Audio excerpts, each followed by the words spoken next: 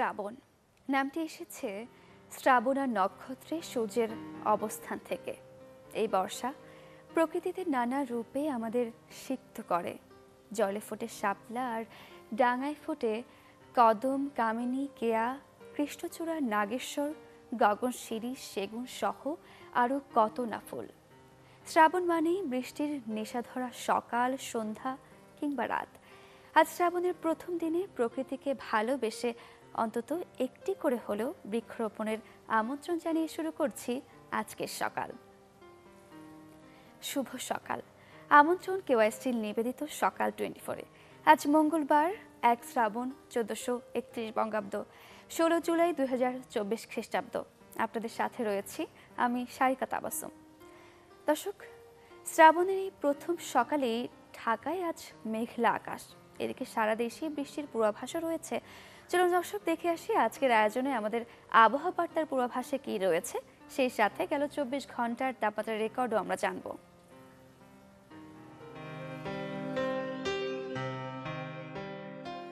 গেল 24 ঘন্টায় ঢাকায় সর্বোচ্চ তাপমাত্রা 34.5 ডিগ্রি সেলসিয়াস, সর্বনিম্ন 28.4 ডিগ্রি সেলসিয়াস। রাজশাহীতে সর্বোচ্চ 35.5 ডিগ্রি, সর্বনিম্ন 27.7 ডিগ্রি সেলসিয়াস। রংপুরে সর্বোচ্চ 34.6 ডিগ্রি সেলসিয়াস এবং সর্বনিম্ন 28.6 ডিগ্রি সেলসিয়াস। ময়মনসিংহে 34.2 ডিগ্রি, সর্বনিম্ন 28.1 ডিগ্রি সেলসিয়াস। সিলেটে সর্বোচ্চ 34.5 ডিগ্রি, সর্বনিম্ন 26.5 ডিগ্রি সেলসিয়াস। চট্টগ্রামে সর্বোচ্চ 34 ডিগ্রি সেলসিয়াস এবং সর্বনিম্ন 27.6 ডিগ্রি সেলসিয়াস। খুলনায় সর্বোচ্চ 34.8 ডিগ্রি, সর্বনিম্ন 27.5 ডিগ্রি সেলসিয়াস। বরিশালে সর্বোচ্চ 34.1 ডিগ্রি সেলসিয়াস এবং সর্বনিম্ন 27.8 ডিগ্রি সেলসিয়াস। আজ দেশের সর্বনিম্ন তাপমাত্রা বান্দরবানে 24.7 ডিগ্রি সেলসিয়াস আর সর্বোচ্চ তাপমাত্রা চুয়াডাঙ্গায় 36.8 ডিগ্রি সেলসিয়াস। রংপুর, ময়মনসিংহ, চট্টগ্রাম ও সিলেট বিভাগের অধিকাংশ জায়গায়, রাজশাহী, ঢাকা, খুলনা, বরিশাল বিভাগের 2-1 জায়গায় অস্থায়ীভাবে দমকা হাওয়াসহ হালকা থেকে মাঝারি ধরনের বৃষ্টি ও বজ্রসহ বৃষ্টি হতে পারে।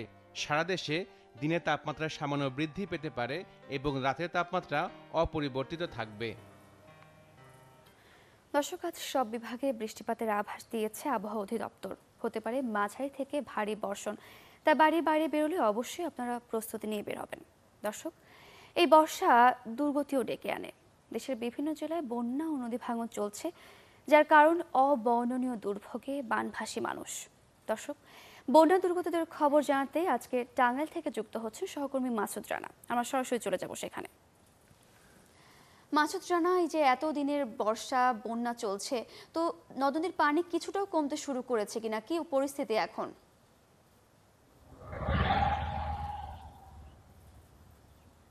সারিকা, গত কয়েকদিন ধরে কিন্তু টাঙ্গাইলের যে ধলেশ্বরী, যমুনা এবং ঝিনাই নদী রয়েছে, এই নদীর পানি কিন্তু কমতে শুরু করেছে। ইতিমধ্যে গত 24 ঘন্টায় ধলেশ্বরী এবং যমুনা নদী সহ বেশ কয়েকটি নদী যা বিপদসীমার উপর দিয়ে প্রবাহিত হচ্ছিল, তা কিন্তু ইতিমধ্যে বিপদসীমার নিচ দিয়ে প্রবাহিত হচ্ছে। এছাড়াও টাঙ্গাইলের যে জেলার সার্বিক বন্যা পরিস্থিতি আগের চেয়ে অনেকটাই উন্নতি হয়েছে এবং এই যে টাঙ্গাইলের 6টি উপজেলা, যে সকল এই উপজেলা নিম্নাঞ্চল রয়েছে, নদীর তীরবর্তী নিম্নাঞ্চলগুলো, যেখানকার মানুষজন এই পানিবন্দী হয়ে পড়েছিল, সে পানি কিন্তু নামতে শুরু করেছে এবং এই পানি নামার পর কিন্তু এই যে কৃষি জমিগুলো রয়েছে, এখানে এখনো জলাবদ্ধতা রয়েছে, পানি রয়েছে, যে কারণে কিন্তু এই সাধারণ কৃষকরা ক্ষতিগ্রস্ত।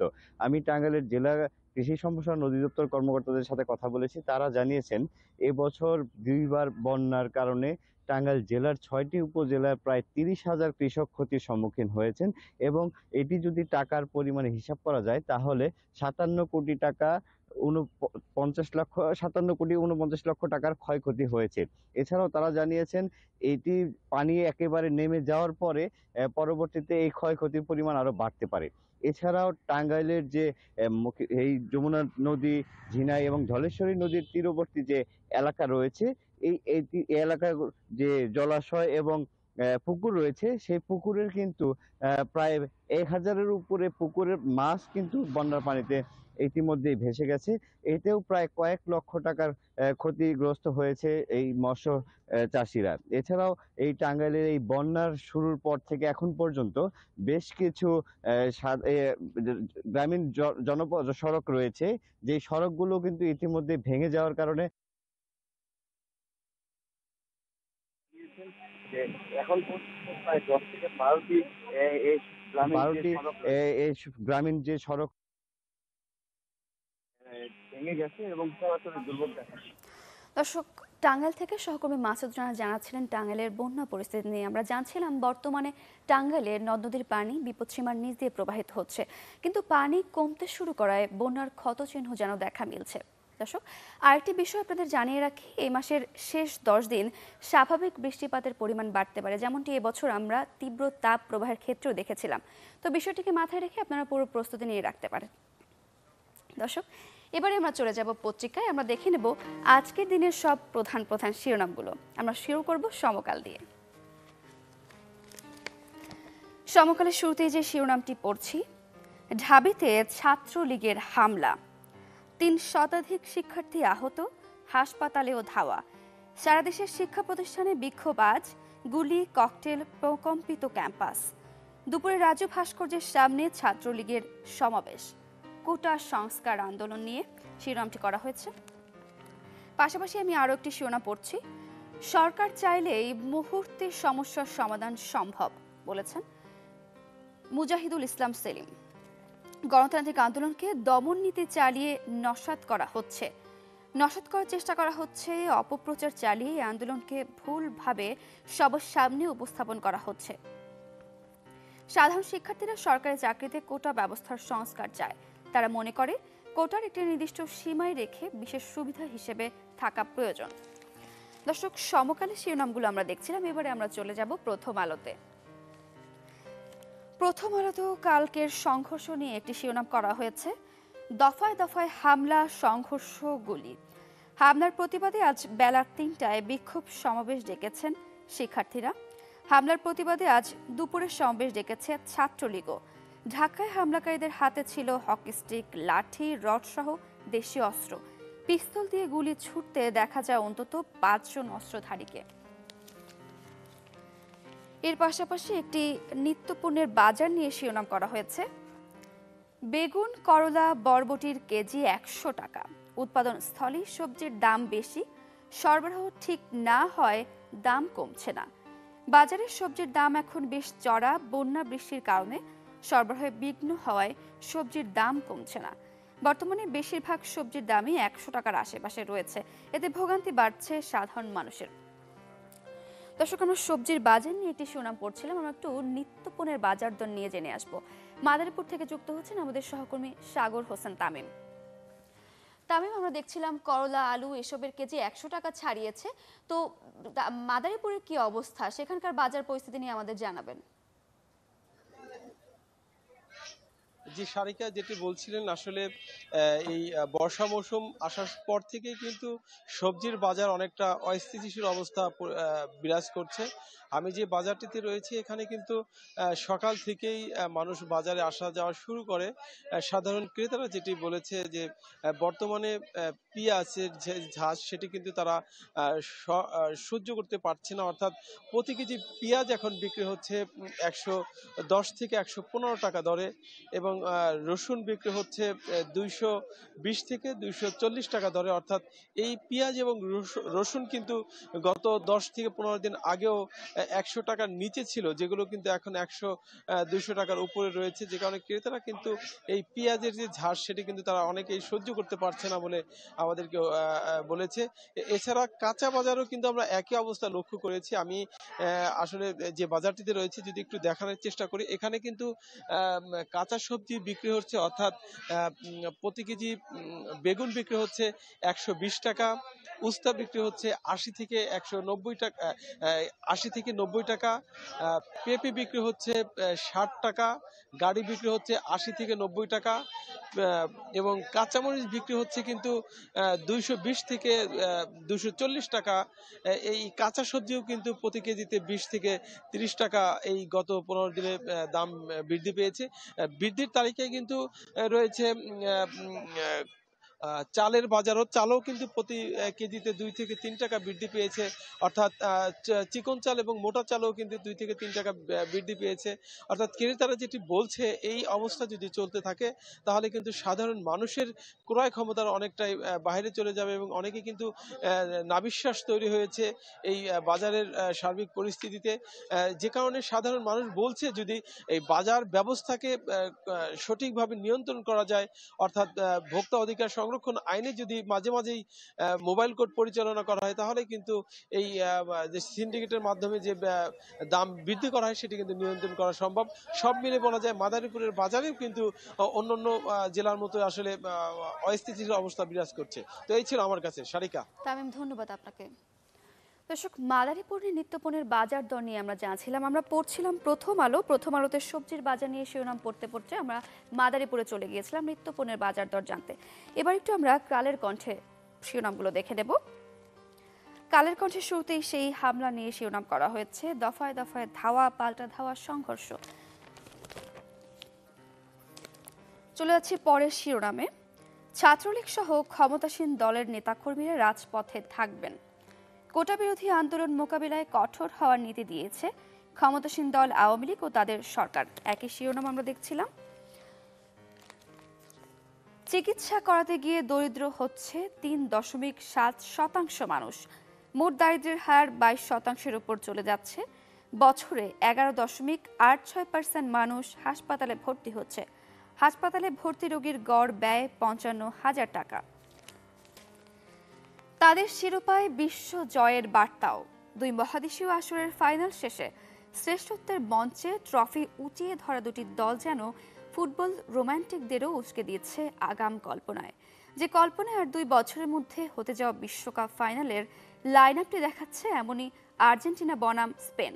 সদ্য শেষ হওয়া ইউরো আর কোপা আমেরিকায় এই 2 দলের পারফরমেন্স এবং ক্রমেই বিকশিত হওয়ার অপেক্ষায় থাকা তরুণদের ব্যবধান করে দেওয়ার মতো ফুটবল শৈলী অন্তত সেই সম্ভাবনার পালে এখনই জোর হাওয়া দিয়ে রাখছে। দর্শক, কালের কণ্ঠের শিরোনামগুলো আমরা এক নজরে দেখে নিচ্ছিলাম। এবার একটু আমরা দৈনিক ইত্তেফাকে চলে যাব। আন্দোলনের খবর এখানে প্রথমেই শিরোনাম করা হয়ে যাচ্ছে। আমরা চলে যাচ্ছি অন্য শিরোনামে। ট্রাম্পকে গুলি, কারণ এখনো অজানা। নিরাপত্তা ব্যর্থতাকে দায়ী করছে এফবিআই।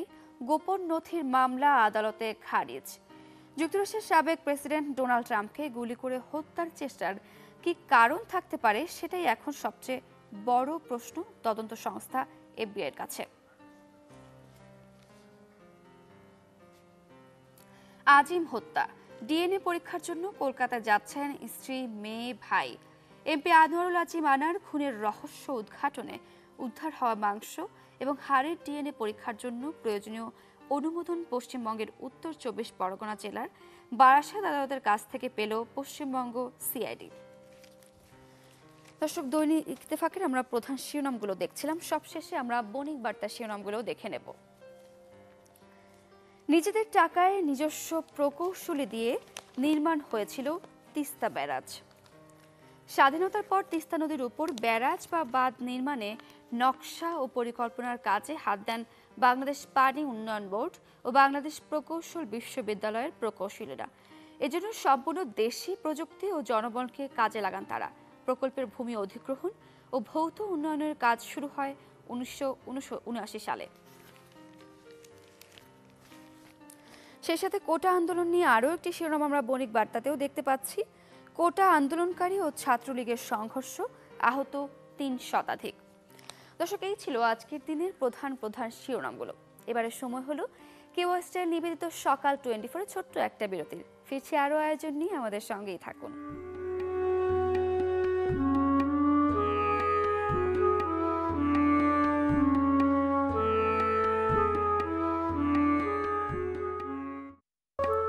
ফিরে এলাম বিরতির পর। আবারও আমন্ত্রণ কেওয়াই স্টিল নিবেদিত সকাল 24-এ। দর্শক, আজ 16 জুলাই।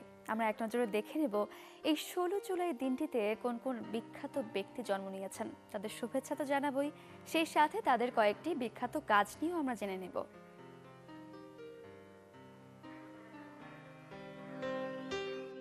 1872 সালের এই দিনে জন্মগ্রহণ করেন বিশ্ববিখ্যাত নরওয়েজীয় পরিব্রাজক, মেরু অভিযাত্রী ও আবিষ্কারক রুয়াল আমুন্ডসেন। একই সঙ্গে উত্তর ও দক্ষিণ মেরুজয়ী অভিযাত্রীদের মধ্যে তিনিই ছিলেন সর্বপ্রথম। 1903 সালে আমুন্ডসেন প্রথমবারের মতো আটলান্টিক ও প্রশান্ত মহাসাগরের মধ্যবর্তী নর্থ ওয়েস্ট প্যাসেজ সাফল্যের সঙ্গে অতিক্রম করেন। 1928 সালের 18 জুন এক উদ্ধার তৎপরতায় অংশগ্রহণকালে তিনি নিখোঁজ হয়ে যান। 1878 সালের এই দিনে জন্মগ্রহণ করেন ভারত উপমহাদেশের সফলতম জ্যোতির্বিজ্ঞানী রাধা গোবিন্দ চন্দ্র। তিনি এই অঞ্চলে পর্যবেক্ষণমূলক জ্যোতির্বিজ্ঞান চর্চার দিক নির্দেশনা দিয়ে গেছেন। ফরাসি সরকার 1928 সালে পরিবর্তনশীল নক্ষত্রের উপর তার কাজের জন্য তাকে OARF পদক প্রদান করেন। তার প্রকাশিত গ্রন্থগুলোর মধ্যে অন্যতম সৌরজগৎ, তারা চিনিবার উপায়, নক্ষত্র জগৎ, সবিতা ও ধরণী। 1907 সালের এই দিনে জন্মগ্রহণ করেন মার্কিন অভিনেত্রী, মডেল ও নৃত্যশিল্পী বারবারা স্ট্যানউইক। হলিউডে 85টি চলচ্চিত্রে অভিনয় করেন এবং পরে টেলিভিশনে অভিনয় করেন। 60 বছরের কর্মজীবনে তিনি তার শক্তিশালী অভিনয় ও পর্দা উপস্থিতি দিয়ে জনপ্রিয় চলচ্চিত্র ও টেলিভিশন তারকা হয়ে ওঠেন। 1947 সালের এই দিনে জন্মগ্রহণ করেন বীর মুক্তিযোদ্ধা আব্দুল্লাহ আল মাহমুদ। তাকে 11 নম্বর সেক্টরের ঢালু সাব সেক্টরের অধিনায়ক হিসেবে দায়িত্ব দেওয়া হয়। কয়েকটিতে তিনি সরাসরি অংশ নেন। পেশায় তিনি চিকিৎসক। স্বাধীনতা যুদ্ধে তার সাহসিকতার জন্য বাংলাদেশ সরকার তাকে বীর প্রতীক খেতাব প্রদান করে।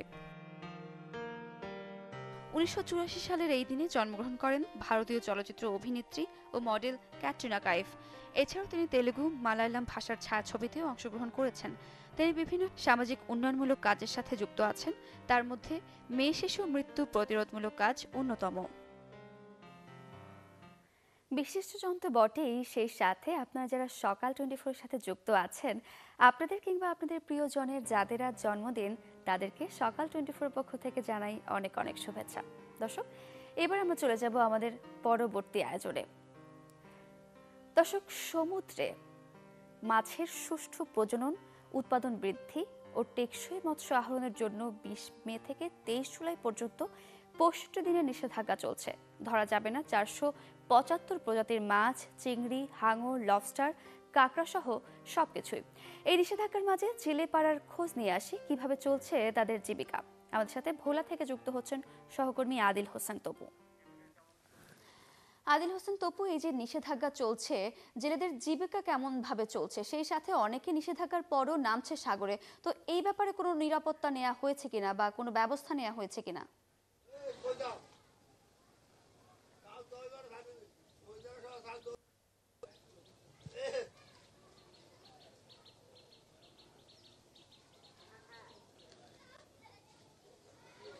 জি, আসলে শুভ সকাল। ইলিশ সহ প্রায় 475 প্রজাতির মাছের উৎপাদন বৃদ্ধির লক্ষ্যে সাগরে 20 মে থেকে 23 জুলাই পর্যন্ত মূলত 65 দিনের অভিযান চলছে। অভিযানের প্রায় শেষ মুহূর্তে আমরা জেলেপল্লীতে এবং বিভিন্ন মাছঘাটে কথা বলে যেটা দেখেছি, এই অভিযানটি এই জেলেদের জন্য একরকম মরার উপর খাড়ার গা তারা বলছেন। কেন বছরের প্রায় 4 থেকে 5 মাসে তারা 22 দিন থেকে শুরু করে 2 মাস 65 দিন এই ধরনের অভিযানে তারা কিন্তু জর্জরিত। সেই কারণে জেলেরা কিন্তু এক ধরনের একদিকে নদীতে মাছ নেয়, অন্যদিকে অভিযানের কারণে তারা কিন্তু সেই কাঙ্ক্ষিত মাছ ধরতে পারছে না। সেই ক্ষেত্রে তাদের জীবন জীবিকার ক্ষেত্রে অনেকটা প্রভাব পড়ছে। আমরা সকালে জেলেপল্লীতে এসে যে খবরটি জেনেছি যে 65 দিনের যে অভিযান, সেটি কিন্তু প্রায় এই জেলা প্রায় 65,000-এর মতো কিন্তু জেলে নিবন্ধিত জেলে রয়েছেন, তারা কিন্তু এই অভিযান মানছে। তবে যেহেতু শেষ দিকে নদীতে মাছ নেই, সেক্ষেত্রে অনেক ক্ষেত্রেই অভিযান একরকম নিষেধাজ্ঞা অমান্য করে অনেকেই মাছ ধরতে যাচ্ছে। সেটি প্রশাসনের পক্ষ থেকে তারা ইতিমধ্যেই যারা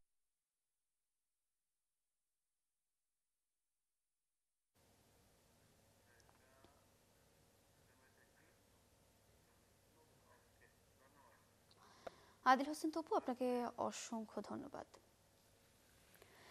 দর্শক, ভোলা থেকে যুক্ত হয়েছিলেন সহকর্মী আদিল হোসেন তপু। দর্শক, এবারে আমরা একটু ভিন্ন প্রসঙ্গ নিয়ে জানব। বনের রাজা সিংহ, বাঘ মামা আর শিয়াল পণ্ডিত সোফায় বসে আয়েশ করে চা খাচ্ছে। ভাল্লুক, হনুমান, হাতির সাথে আছে আরও অনেকে। অবিকল জীবন্ত প্রাণীর মতো দেখতে এমন ভাস্কর্য শোভা পাচ্ছে যুক্তরাষ্ট্রের নিউ ইয়র্কে। আমরা একটি প্রতিবেদন দেখে আসব।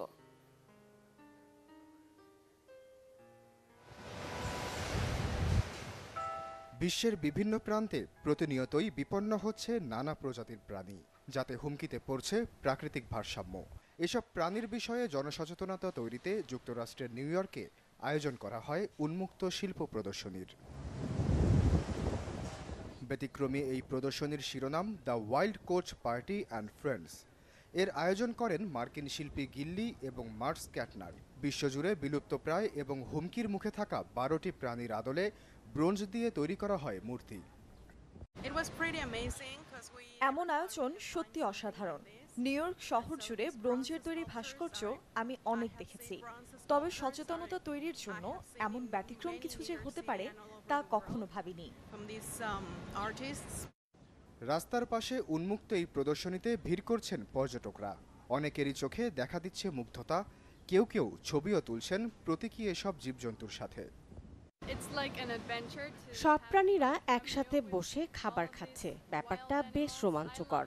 আমি প্রাণী ভালোবাসি, এমন আয়োজন আমার জন্য সম্পূর্ণ ভিন্ন রকম এক অভিজ্ঞতা। মানুষের উদাসীন আচরণে বিশ্বজুড়ে আশঙ্কাজনক হারে বিলুপ্তির পথে নানা প্রাণী। এদের রক্ষার্থে এমন ব্যতিক্রমী শৈল্পিক প্রচেষ্টা কিছুটা হলেও ভূমিকা রাখবে বলে মনে করেন আয়োজকরা। আগামী বছর মে মাস পর্যন্ত চলবে এই উন্মুক্ত ভাস্কর্য প্রদর্শনী। আশ্বাস চৌধুরী, চ্যানেল 24। দর্শক, উৎপাদন আর রপ্তানিতে শীর্ষ অবস্থানে থাকলেও চড়া মূল্যস্ফীতির চাপে গরু মাংস কেনা কমিয়েছেন আর্জেন্টিনার সাধারণ মানুষ। এক বছরের ব্যবধানে জনপ্রিয় খাবারের ভোগ কমেছে অন্তত 16%। নুসরাত মমির রিপোর্ট আমরা দেখে আসব। বিশ্বজুড়েই খাদ্য তালিকায় জনপ্রিয় খাবার গরুর মাংস। চাহিদার তুলনায় যোগান যাই হোক, দাম নিয়ে অস্বস্তি বেশিরভাগ দেশেই। আর্জেন্টিনার বিভিন্ন প্রান্তে ছড়িয়ে বিশাল সব গরুর খামার, যেখানে জনপ্রিয় আসাদো বারবিকিউ। দেশের শহর কিংবা মফস্বল বিভিন্ন অলিতে গলিতে দেখা যায় ছোট বড় বিভিন্ন স্টেক হাউস। তবে দেশটিকে নিয়ে নতুন আলোচনা স্বাদ থাকা সত্ত্বেও সাধ্যের মধ্যে গরুর মাংস না পাবার ঘটনায়। বৈশ্বিক বাণিজ্যের নানা চাপ সামলানো আর অর্থনীতিকে সুসংহত করতে উদারনীতির অর্থনীতিতে ঝুঁকছে আর্জেন্টিনা, যার চাপে আরও চ্যাপ্টা হয়ে গেছে অর্থনীতি। বাড়ছে দারিদ্র্য, সমানুপাতিক হারে কমছে মানুষের ক্রয় ক্ষমতা, মূল্যস্ফীতি ঠেকেছে 300%, যার বড় প্রভাব গরুর মাংসে। গত এক বছরে গরুর মাংসের ভোগ কমেছে অন্তত 16%। যদিও গরুর মাংস আমাদের জীবনের অপরিহার্য অংশ, এই কঠিন পরিস্থিতিতে জনগণ তাদের পকেটের দিকে তাকিয়ে কেনার সিদ্ধান্ত নিচ্ছে। প্রতি মাসেই বলতে গেলে ক্রয় ক্ষমতা কমছে সবার। সেখানে সব থেকে সস্তা গরুর মাংসের কেজি 5,000 থেকে 5,500 পেসো। লোকজনের ঝোঁক এখন সস্তা মুরগি, শূকরের মাংস, এমনকি পাস্তার দিকে। তথ্য বলছে চলতি বছর শেষে মানুষের কেনা গরুর মাংসের গড় দাঁড়াবে 44 কেজিতে। এক বছর আগেও যা ছিল 52 কেজি, 70 বছরের ব্যবধানে যা কমেছে 50 কেজি। তবে সুবাতাস রয়েছে রপ্তানিতে। ভোক্তারা গরুর মাংস কেনা এত কমিয়ে দিয়েছেন যে বিষয়টা আমাদের জন্য চিন্তার কারণ হয়ে দাঁড়িয়েছে। কারণ পণ্যের ভোগ যত কমবে, চাহিদাও তত কমবে। চাহিদা কমার সাথে সাথে তো আর উৎপাদন কমেনি। গরুর মাংস উৎপাদনে বিশ্বের সেরা তালিকায় আর্জেন্টিনার অবস্থান 5ম, যেখানে রপ্তানিতে অবস্থান 6ষ্ঠ। নুসরাত মৌমি, চ্যানেল 24। দর্শক, এই ছিল কেওয়াই স্টিল নিবেদিত সকাল 24 আজকের আয়োজনে।